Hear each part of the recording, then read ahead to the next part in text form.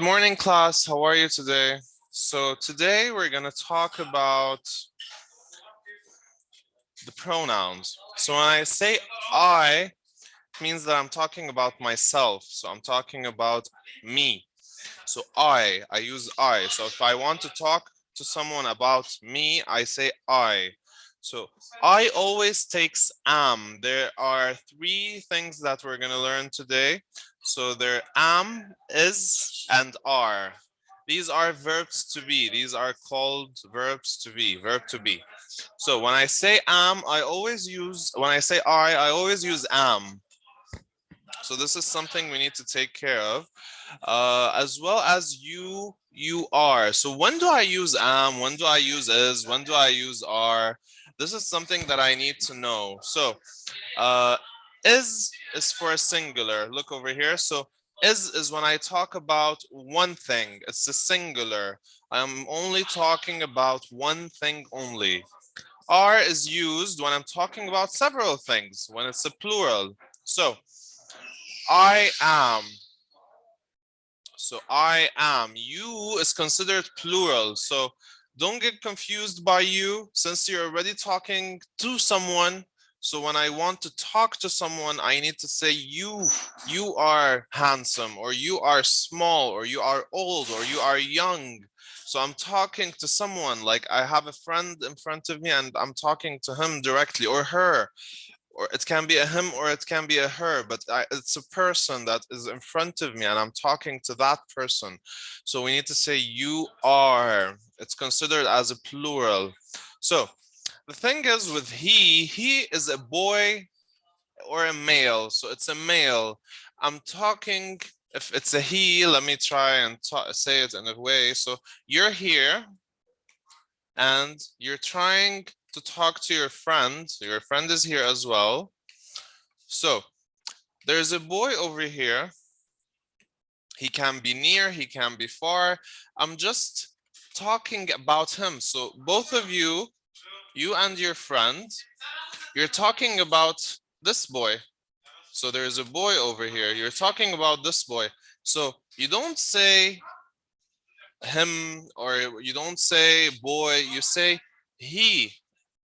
You say he is like whatever you want to describe him. He is small, for example. So I'm saying that he is small. So this is when you both talk about someone. It doesn't matter if this someone is near you or far from you. It's important that you are talking about someone. So you need to refer to him. And how do you refer to him? You say he. You say he is. So this is important so that we can know how to talk about someone. So this is he. Same thing goes for she, but you're talking about a girl. So it, what does it represent? It represents things, inanimate things or animal. It represents things and animals. So if I'm saying it is a dog, like I'm talking about a dog, I'm talking with you. So I'm talking with you. So I refer to you as you because you're in front of me, and I'm talking. You and I are having a conversation, so I would say you. So this is you. We had a small reminder about you. So I'm talking about with you. So I'm talking with you about the animal. So I'm saying it is nice. It is a dog. It is a cat. Or I'm talking about a laptop. So it is a laptop. So anything that is inanimate, which is things, objects, or I can talk about animals. So I need to use it. So the thing about they, so we're gonna have, we're gonna consider this star is, oh, not, let's not use this star. Let's use something else. So like this is a circle. This is you. This is your friend. And there's a lot of people over here. So we're gonna say that inside of this playground, there are a lot of people. So there's a lot of people, like they're playing in the playground, and you are trying to talk to your friend. You are having a conversation with your friend. and you're saying that you're in the middle of conversation and you want to talk about these people. So what would you refer to them as? What? As he? There's a lot of he, like there's a lot of boys. So you can't say he's, we can't say that. We can't say she's because plural we usually use s, but we can't say she's. So since you and your friend, so you and your friend, this is number one and this is number two. So you are number one and you're talking to your friend who is number two, and there are like 10 people over here, or two and more. So when it's two or more people, we use they. So you would say you're number one and you're telling your friend number two. So you're telling him or her, you're telling him like they are playing in a playground. They have nice phones. They something. So you need to refer to them as they. So this is how you refer to them. It doesn't matter if they're far or near you. What matters is that you're talking about them. So we say they. So now that we got that covered, we're gonna go to we. We and they are very similar. When we say we and they're very similar. Let's consider this is a huge playground, and there are a lot of people inside of this playground. So there is like 20 people, like a lot of people, and there are teachers, there are school managers, there's the person who cleans, there's the students. So there are the students. So what do I say? Let's say you are here in the middle of all of these people, and you want to say that so we is considered everyone inside of the circle. So everyone inside of the circle, including you over here. So you want to talk about yourself and all of these people. You say we are in this playground. So we are playing, for example. So we are playing. We are students. We are something. So we always need to say we. So we is when you are considered inside of the group. You can say we are a family. It can be a family. So you are part of this family. So this is something nice to be able to remember. So always remember your family when you want to say we. I guess it's easier for you to remember that. So yeah, let's so let's double check. So we spoke about I am. So I am, we're gonna pronounce it properly. I am, you are, he is, she is, it is, they are, we are. So now that we know how to pronounce them properly, we're gonna look at I possessive. We're gonna look at possessive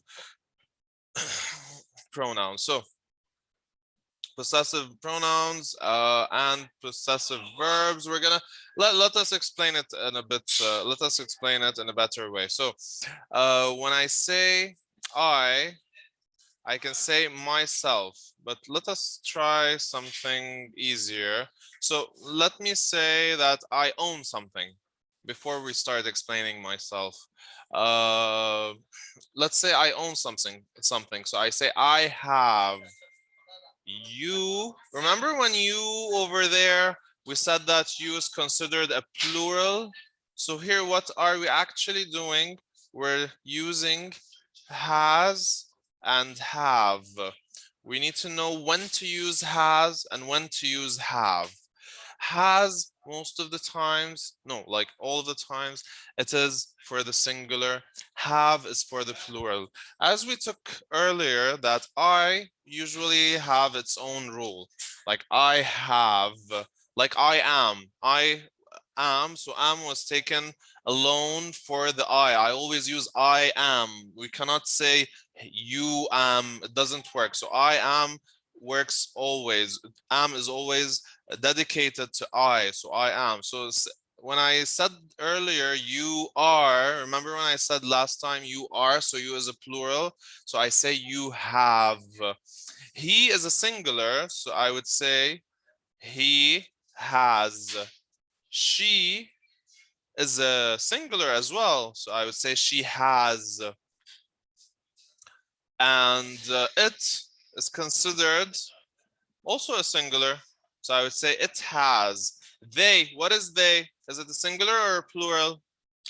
It's a plural, so I would say have. We, is we a singular or a plural? It's a plural, so I would say have. So when I say I have, so I own something. I have a car. You have a car. We're gonna keep on using the car example. He has a car. She has a car. So see how easy it is? It cannot own a car. So we're not gonna do the car example over here. So it has it has a nice shape. Let's take that example. Okay, so they have nice cars. Why did I not use a nice cars? Because I'm talking about they have nice cars. What do they have? Would they all own a car? Maybe if it's a single household that they're sharing a car, yes. But what I'm trying to explain over here, so let's use two examples for they. So they have nice cars. I'm gonna write it down. They have nice cars, and we're gonna use another example. They have nice noses.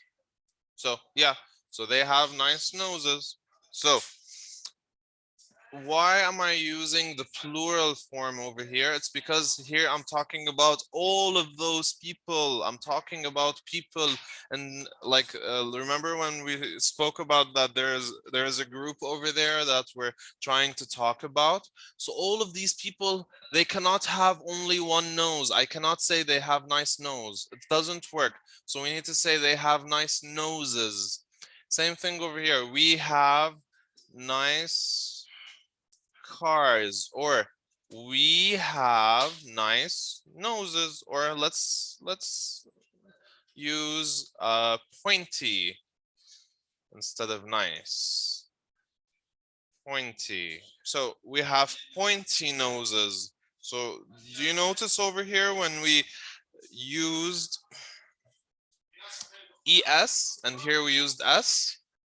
Okay, so when do I use s and when do I use es? They're both plural. They're both considered plural. But when do I use the s and when do I use the es? Let me make some space over here. One sec. So let me move this over here and move this over here. Okay, so s and es are always plural. Yeah, so s and es are always plural. When do I use an s? When do I use an es? And we're gonna look later on when do I use and when do I use an. So let's say I have apple. Let me make some space. So apple. If I used, what would I use?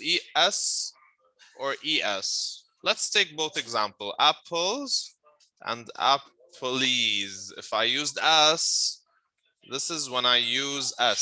So this is the time when I used s, and this is the time when I use the s. It cannot be spelled ease, apples. It doesn't work. Two vowels cannot coexist beside each other when I want to place an s or an es. So let's look why, because I have the vowels. I have the vowels there. A, O, U, E, I. So let's take a break from S and S. Let us try and explain vowels for a sec, then explain A and an. Then we're gonna come back to the S and S. So vowels, what are the vowels? There are they're not supposed, yeah, like they're not mandatory to be capital letters. They can be A, O, U, E, I. So they can be like this. The important thing are these letters are called vowels. So when I want to say a apple or an apple, when do I use an and when do I use a? So this is a really nice way to explain it. So let's consider that this is an, let's take a apple, the first example. So a apple. So let's always consider that the vowels, any one of these vowels at the beginning of the sentence, at the beginning of the word. So at the beginning of the word, this is a vowel and this is a vowel. In order to be able to understand it in a better way, we're going to use a very fun example. So let's consider that whenever and only in this example, only when I'm using a and an. So let's consider that when I use a and then there's a vowel beside it, they're going to be at war. So they're going to always be at war. And I need a peacemaker. So when there's a war, there's conflict, there's a lot of fights going on. So I need to end this war. What do? I put a peacemaker. I put an N. So it becomes an apple. Let's look at another example.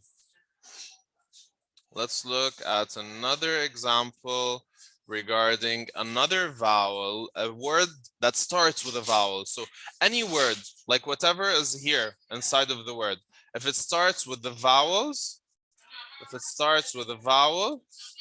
I need to put an N over here. So this is the first letter of the word. So this is an entire word. So if the word contains a vowel in its first letter, I need to put an. So we're going to look at an example, a different example. So if I have over here orange, if I have an orange, so orange, this is a vowel and this is a vowel. Does O exist here in the vowels? Yes, it's over here. It's the O, so it's a vowel. So there's gonna be a war. So I'm gonna have to put an N as a peacemaker so that the war would end. So an orange. Let's look at an example that doesn't exist, that doesn't contain a war.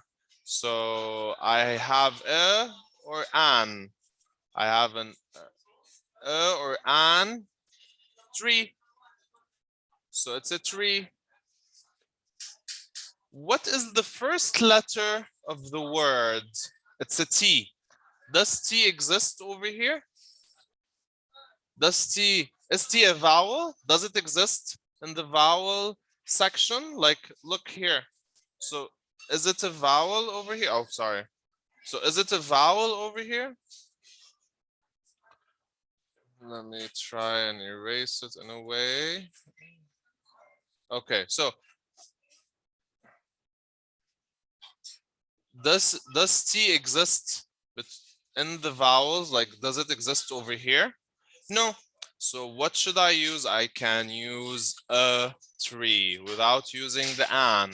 There is no need for the an over here because a tree, this is a vowel and this is not a vowel. So I can use a tree.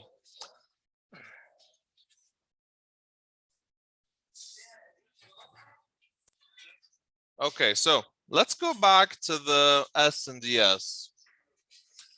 When we took the apple example, like these are two vowels. It's the same concept that we were trying to explain, that we cannot have two vowels in front of each other. They're gonna have to fight. Some type of words we can use vowels in the middle of the word, but at the beginning of the word And at the end of the word, we need to use a peacemaker, like and an. So this is one example of two vowels that cannot be existent to each other. They cannot exist beside each other. So I use a peacemaker, which is the N. So here, what should I do? I don't use the ES. So we were using the ES over here. We don't use the ES. We use only an S. So there is no vowel in the S. So now I can write it as apples. So now I can write it as apples. So another example. Another example over it. Okay. So another example, tree. So we're going to use the same example, tree.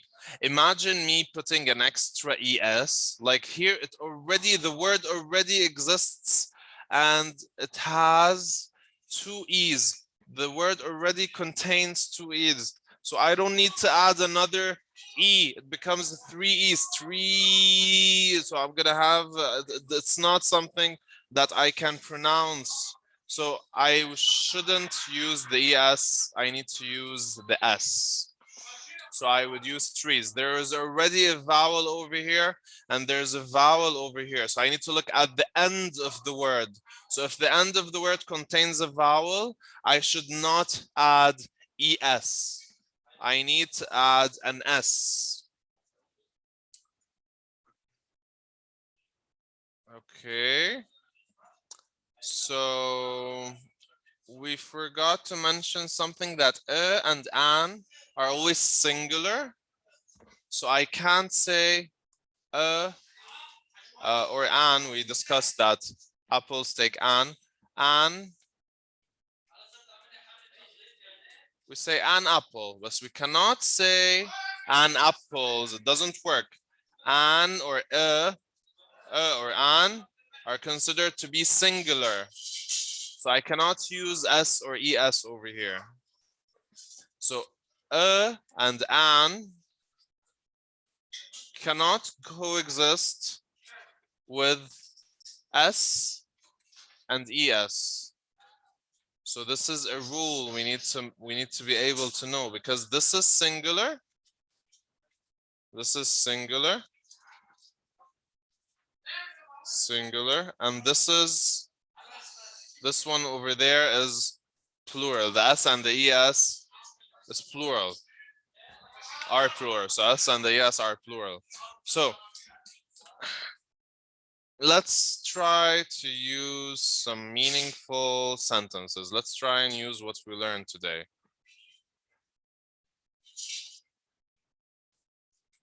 Okay, let's try to say I have many apples, or he has a nice apple, or let's say a red apple. Okay, let's say they have many apple trees. I don't say apples trees. It's an apple tree. And then if I add an S, so there are several apple trees. So it's not only one apple tree, there are a lot of apple trees. So this is one of the examples about SES. Let's say I have an apple. So this is how I say it. Okay, do you have any questions, class? Usually here I'm going to be checking if they understood each section by its own, but since there's no one in the class, so I was going through the class very quickly. And yeah, so thank you for attending my session.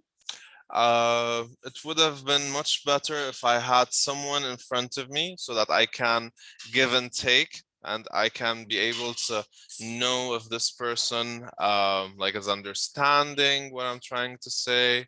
And usually it's a bit slower, but this is like